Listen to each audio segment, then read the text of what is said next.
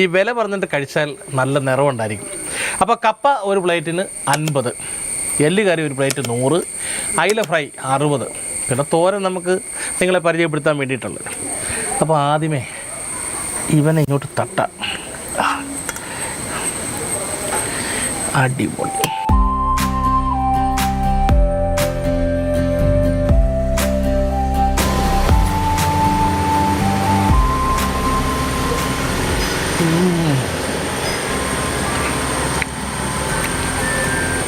നല്ല കിടിലൻ രുചി, വേറെ രുചിയെന്ന് ഞാൻ പറയും.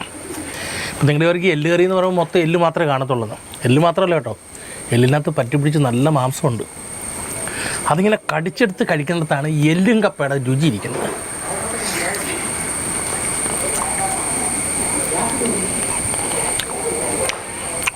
ഒന്നാമത് സവാള, ഇഞ്ചി പേസ്റ്റ്, വെളുത്തുള്ളി പേസ്റ്റിനകത്ത് മിക്സ് ചെയ്ത് ഒരു 10-12 വിസിൽ കുക്കറി അടിച്ചപ്പോൾ തന്നെ ഉണ്ടല്ലോ ഈ മാംസമൊക്കെ അങ്ങ് നല്ലോണം പഞ്ഞി പോലെ വെന്ത്.